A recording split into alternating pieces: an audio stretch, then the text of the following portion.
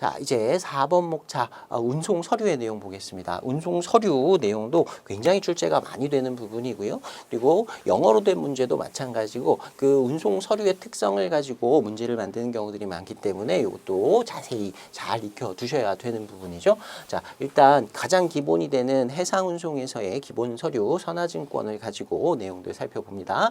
자, 오른쪽 가로 1번에 선화증권에 개요되어 있고요. 양가로 1번에 운송인하고 송화인 사이에 기본적으로 해상 운송 계약을 증거하는 서류다. 자, 양가로 2번에 발행은 보통 화물을 적재 완료한 후에 송화인에게 보통 발행을 하는데 본선 적재 선화증권을 발행하는데 본선에 화물 적재하기 전에 부두 수취증을 받고 수취식으로 발행을 할 수도 있습니다. 수취식에다가 이제 본선 적재 부기를 보통 부과를 해서 발행을 나중에 받게 된다. 자, 통상적으로 이건 법으로 정해진 건 아니지만 일반적으로 선화증권은 원본 3통이 발행이 된다. 각각 발행된 원본들이 각각 다 효력을 가지기 때문에 매도인이 매수인에게 물품을 선적하고 나서 비해를 건네줄 때는 발행되었던 모든 원본을 다 넘겨줘야 문제가 생기지 않죠. 그래서 full set이라는 표현도 우리가 많이 살펴봤었고요. 이 목적지에서 수화인이 물품을 운송인에게 수령하기 위해서는 이렇게 선적지에서 발행된 BL의 원본을 운송인에게 제시해야 되죠. 이게 없으면 LG 사용해야 되고요. 자, 그다음에 양가로 3번에 선화증권의 법적 성질입니다. 자, 권리증권이다. 그 증권 BL이라고 하는 증권 자체에 물품에 대한 권리를 표시해 두었다. 내가 이 물품의 주인이다라는 걸 증명할 수 있는 서류로서 사용이 가능하다.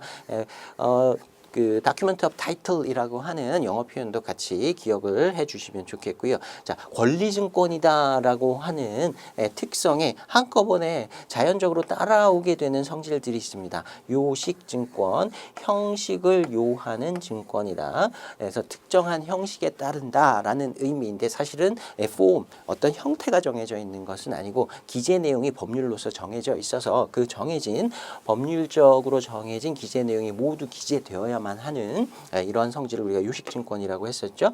그리고 그 권리증권으로서 기능을 하기 때문에 이 증권을 넘겨주면 물품을 다른 사람에게 넘겨주는 것과 동일한 효과를 가진다. 그래서 그 증권 자체로 그 권리의 대상이 되는 물품을 사고 팔 수 있다. 그래서 유통증권이다라고 했었고요. 그리고 당연히 유가증권이다. 어떤 경제적인 가치를 가지고 있는 증권이다라고 했었고요. 그리고 상환증권이다.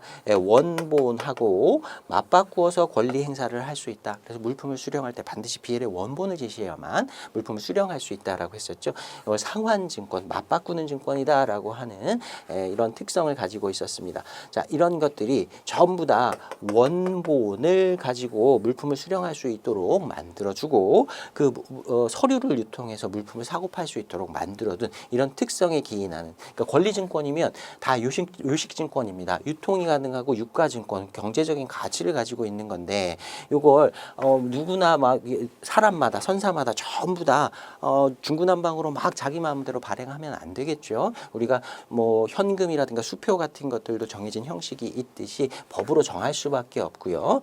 그런 형식 그런 특성들을 생각해 보시면 이것과 권리증권이라고 하는 것과 한꺼번에 이렇게 쭉 묶이는 개념들이다라고 연결할 수가 있습니다.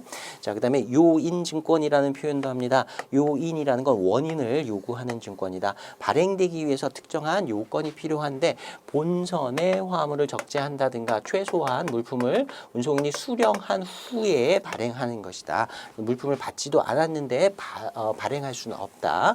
그래서 물품의 운송인에 대한 물품의 인도가 필요하다라고 하는 측면에서 요인증권이라고 했었고요. 그리고 문헌증권이라는 특성도 있었습니다. BL에 기재된 문구에 따라서 당사자들의 권리 의무가 결정된다. 그래서 문헌증권이다라는 표현도 썼었습니다. 자, 그다음에 이제 양괄호 4번의 선화증권의 기능입니다. 선화증권뿐만 아니라 모든 운송증권들은 운송계약의 증빙이며 화물 수취의 추정적 증빙이다라고 얘기할 수 있죠. 당연히 선화증권도 이런 기능을 가지고 권리증권, 유통성이 있는 형태의 증권들은 다 권리증권성이 있다. 이렇게 나눠두면 되고요. 기본적으로 BL은 유통증권이니까 권리증권으로서의 기능을 한다. 자, 그 다음에 오른쪽 가로 2번에 선화증권의 종류, 여기서도 문제가 굉장히 많이 나옵니다. 선화증권의 종류 중에서도 여러 가지로 이제 선화증권의 종류를 나눌 수 있지만 양가로 1번에 선적 표시 유무에 의한 구분 일단 해볼 수가 있겠죠.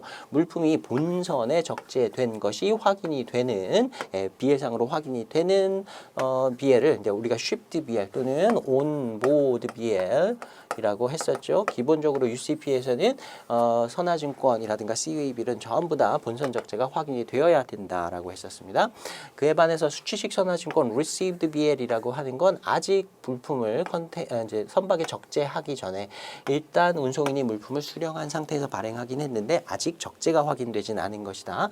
그래서 수취식 선화증권 같은 경우에는 본선 적재 부기가 되게 되면 그게 이제 선적 선화증권으로 바뀐다라고 했습니다.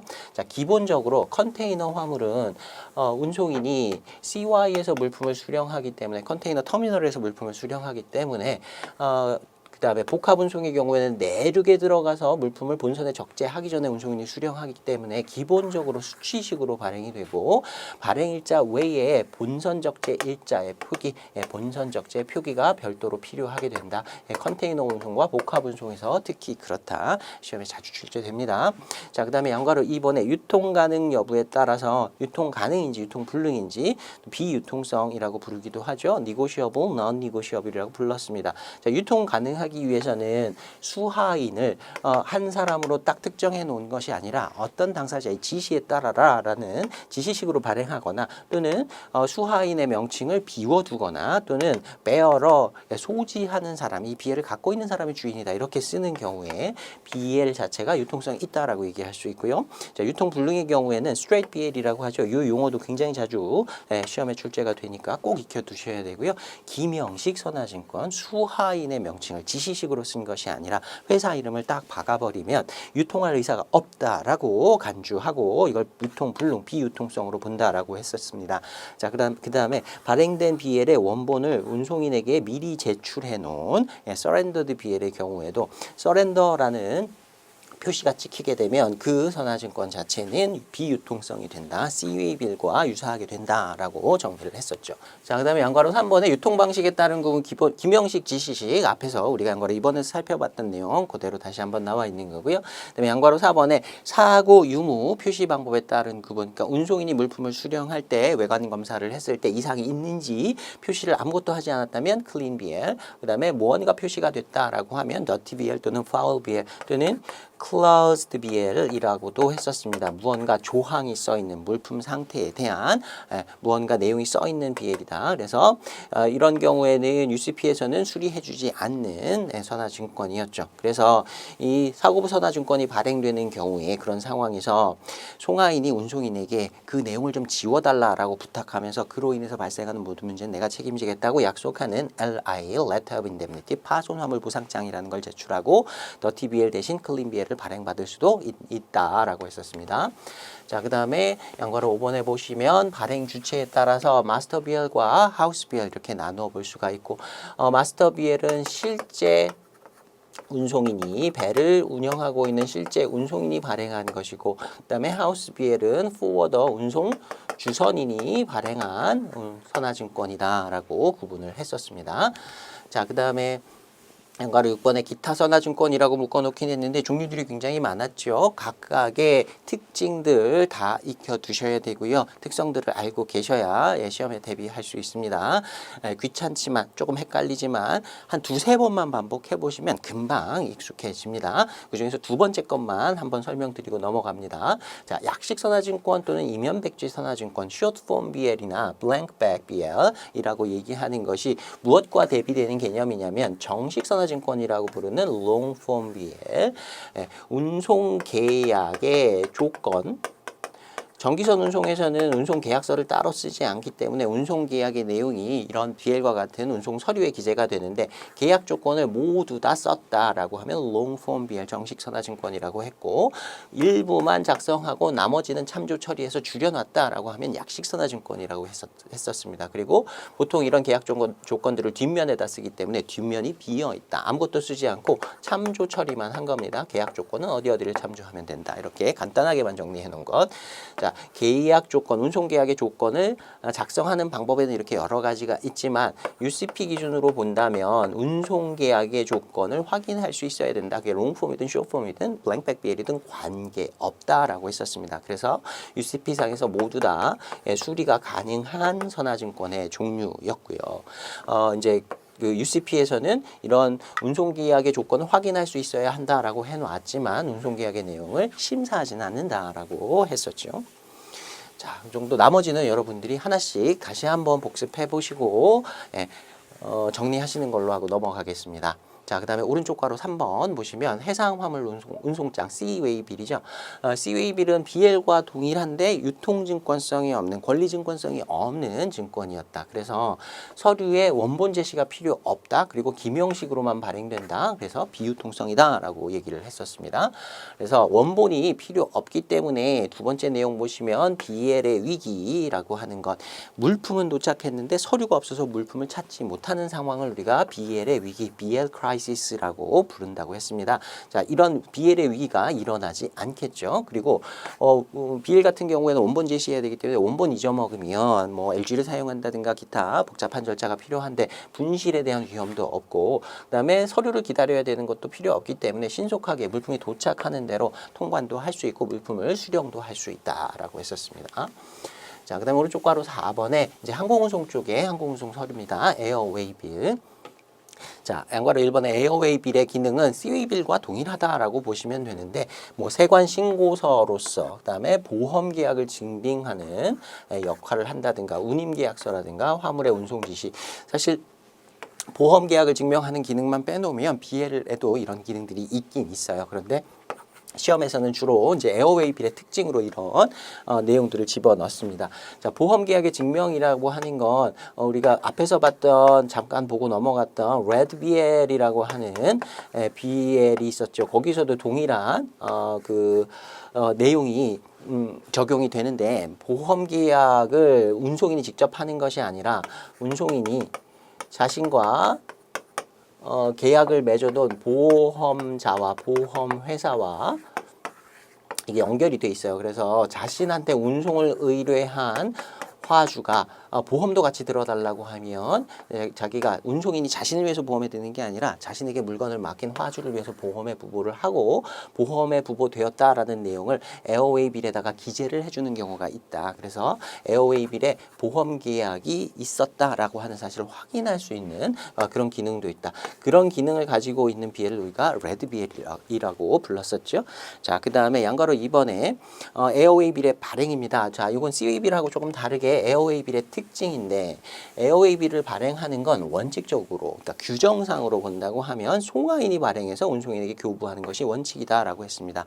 우리가 택배 송장 쓰는 거랑 똑같다고 생각하시면 된다고 말씀을 드렸어요. 우리가 택배를 붙일 때 택배 회사에서 택배 아저씨가 송장을 써주지 않죠. 우리가 써서 드려야 됩니다. 그거하고 똑같이 에어웨이빌도 송화인이 작성을 해서 발행을 해서 운송인한테 줘야 되는 게 원칙인데, 실무상 이렇게 하기가 어렵습니다. 그러니까 항공운송 대리점 등이 송화인을 대신해서 작성한 것으로 본다. 실제로는 대리점에서 작성을 해요, 실무상. 그런데 법률적으로는 운송인이 작성을 한 것이 아니라 운송인이 송화인을 대신해서, 복잡하니까 대신해서 한 것이고, 모든 위험은 송화인이 부담하는 것이다.